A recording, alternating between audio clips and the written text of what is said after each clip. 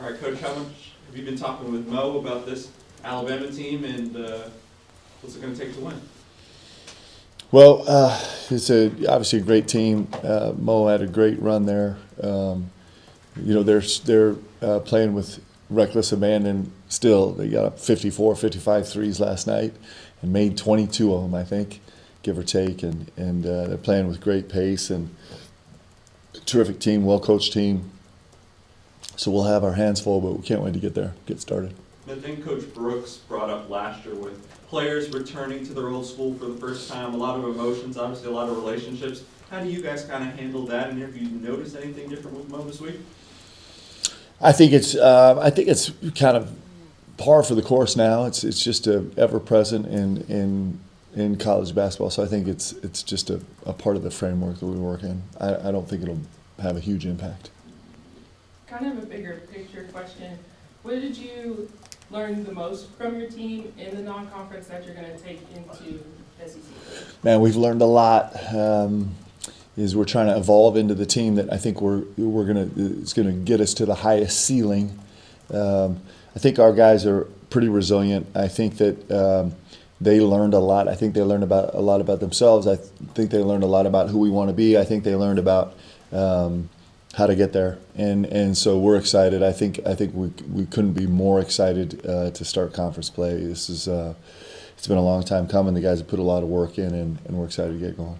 Is there anything specific that you worked on during the last few days? Yeah, so we're working on a ton on just different spacing on the floor. Like, that's been a huge deal for us, and different ways to earn space and different ways to approach the game on the offensive end. And then our communication is just massively key on the defensive end. It's going to be all conference long, maybe in no case more important than at Alabama. They have a little bit of an Indiana vibe in terms of they're in the top 1 percentile in usage of ball screen actions, and they're in the top 4% or 3% in terms of effectiveness using them. They're bringing 2 and 3 players together all the time around the ball and putting you in all kinds of gray areas, whether it's peels or flip peels or screens or push screens or any assortment of different things. To try and get you in a gray area where you can't guard elite level players. And so on the defense end, our communication has been massively important. We've made huge progress. I'm really proud of the guys, made great progress through the non-conference. It's going to be tested in a huge way on Saturday. I think that second half of the St. John's game was the healthiest this team, or at least you got all your guys on the floor. Yeah. How important was it to see that period of time before conference play with everybody there? Well, you usually would like to do it before the end of December, but it was I thought it was awesome, and he gave us just a tiny glimpse at I think what we could be, and so we're going to try and capitalize on it. Following up on the injuries with Jalen Lowe and JQ, how have they been doing in practice this week, and are they making strides to get back in action for full this week? They're doing incredible. We just had 3 practices in 36 hours, and JQ was in every single moment of the live play. Went full yesterday. J Lo was in all the things we wanted him to be in, and then he was doing some extra conditioning on the side. Both those guys are doing great. You talked about learning about the team and learning about yourselves. Was there a particular game or maybe a moment that helped you form that decision to maybe look at a different approach? Yeah, I think so you take all of them into account. I think we learned a lot from setbacks and successes. So, I'll get as specific as I can with you. I think we walked out of Michigan State with some really serious lessons about what we were trying to earn for ourselves on the offensive end. And I think that's been something that we've reflected on a lot, and has maybe been a defining feature for us. And also our on the catch focus early in games with every single college basketball player was really important from there. I think that was kind of a beginning of us getting into a space where we could really grow that way. I think the Nashville debacle was something that kind of touched us deep to our soul and kind of tested the resolve of this group and made us kind of redefine who we were going to be as human beings and as a team. So I think there's great takeaways from that. I think Indiana and St. John's both with second halves that were elite level basketball in both cases, I think confirmed some of the work that the guys had been doing and some of the direction we were going. And I think that the way our guys are comfortable approaching the game on offense and defense has been an evolving piece that we're learning about more every day. You announced the Denim jerseys a few days ago. What went into the process of getting those approved, and then was there any particular reason why you chose the Tennessee game to debut them as well this season? Well, I was trying to push it earlier in the season, but you would be surprised at how complicated it is to roll something out like this. There are like 1,000 different pieces. Huge kudos to Mark Evans and the whole crew at Nike for getting this to come to pass. We've been working on it for a year and a half, trying to see if we can get it across the finish line. I think it'll be a really special time to honor that group and honor the rich tradition of Kentucky basketball. I think it'll be fun. So we just found a great game in conference, which is not hard to do because they're all great. So it'll be fun, good timing. Mark, obviously the Jalen injury is something you guys are probably going to have to kind of monitor all season long. How do you approach the conference season with him and his playing minutes and everything like that? Smart, fearless and smart. I heard this great quote that I love so much. Fear is a liar. I'm actually totally into this right now. Fear is a liar. And so we're going to do it fearless and smart, and that's the way he's approaching it. And so we're really calculated with everything that we have him do. And it's very much directed, and he is working on all different ways to compensate to give himself the best chance to be as healthy as he can. And so we're going to do it smart and fearless. You kind of teased on the show last night that may take a little bit of a look at the four with JQ. Yeah, so JQ he played 4 all day yesterday, which is, I don't know that that's necessarily where he's going to land, but he's certainly capable, and it gives us a different look. It's pretty exciting. What about the SEC teams in the SEC? Who's been surprising to you? Well, the league is great, man. It's a good league. I think there's been a lot of teams that have been kind of finding themselves. I think Auburn's going to be really good, and they're finding themselves with a new coaching situation pretty early into the season. I think Florida's going to be really good. Their front line is incredible, and they're playing better and better. Alabama clearly is a great team. I mean, you go down the list. It's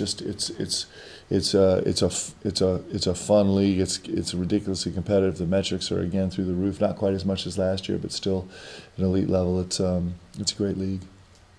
You talked about your game this week against Alabama. LeBaron Philon, he's been the leading scorer in the conference through non-conference play. What's it going to take for you all to contain him on Saturday? Well, he's really hard to contain. He's so great off the bounce. And I'll tell you the thing that I don't think he gets enough credit for, maybe he does, but he is an elite level playmaker off the bounce, man. A passer, finding guys. He's got a real skill of threading the needle when he needs to, getting balls where he does. He's unbelievable at hitting the short roll and kind of push screen rolls. And he's got a unbelievable, first and second and third step. He's a multiple move guy. He finishes well around the rim. He's shooting at an elite level clip. He's a big time player. He's having put together a great season. What else about Alabama poses a challenge to you all? Well, their rim protection is elite. The first game I watched a couple of days ago was Alabama-Arizona. And Arizona's always a huge team inside, and they were dominant on the glass. But I don't know how many. I don't know the number of blocks in the game, but Alabama was just their rim protection was elite. I think they're 14 or 16 in the country right now, and that's a really impressive stat number for them. And it's been probably the most, maybe give or take, the most impactful part of their defensive attack right now has been their rim protection. It's been elite. How would you assess your all's three-point shooting throughout the non-conference season in terms of how you're generating the looks and where they're actually coming from? It's been subpar for us for sure up till now, but I think our ceiling is really high there. I think that I think it's been due to a lot of things. I think one, we get slowed down and more impatient, which is a bad combination when the game gets tough sometimes for us. And that's something that we're growing out. We're learning more about. J-Lo certainly helps us with that when he can be on the court. He's naturally there. He already came in ready-made that way. The rest of our roster is just learning it. DA's learning it. He's doing a great job learning it. Colin's learning it. Jasper's learning it. Ortega's taking on more of a role of trying to be a playmaker that way. So I do think that we have space. Our bigs, I think, are going to be increasingly more dagger guys. And so I think we'll get better at it. But I would say it's certainly been below the expectation that we have with the way we play the game. Do you have New Year's resolutions? Man, I do. I have a lot of them, but it's not New Year's yet, so I can't share them. Is JQ letting him fly from 3 in practice? Is that something he has the green light for too? Well, everybody's going to shoot it, and JQ can actually shoot it a little bit. He's got so many different facets of his game that are dangerous. It's going to be fun. I'm telling you, I think he's done things on the court in the last couple of weeks that he has never done before. He's only 18. It's what you'd expect of a guy that age, right? And so. He's going to grow and develop before our eyes, and I actually wouldn't put a limit on what he's going to be able to accomplish this season. Going back to last year in the SEC, your first time coaching, is there anything particular that you can take away from that first year going into your second year? Well, I think just the experience of, kind of learning the venues. I have a much better sense of kind of style of play, kind of the go-tos for each program. Usually the guys have a DNA that's somewhere in there. Everybody's evolving all the time, but there's usually a DNA. So I think the familiarity is certainly going to be something that'll be helpful for us. But at the same time, guys are new teams more than ever now. Everybody deals with new teams, and so there's some new posturing to it. But just having that background is helpful. What does Yelovich need to do in practice to get himself a little bit more on the floor and get a little bit more feel for the game? Yeah, he's been working really hard. I think that there's space for him to really help us. At the 4, as he gets more and more comfortable, with the pace of the game, I think there's a space for him to really help us shooting the ball. I do. I think he's a pretty good playmaker. I think there's room for him to, he has had some impact in the post offensively. Him becoming more verbal and communicative on defense is going to be really important for him. Because so much of where the game is going now is taxing you to make decisive communication happen in real time on the court. And so that's a space where he's growing. But he's a good player, and there's definitely room for him to help us.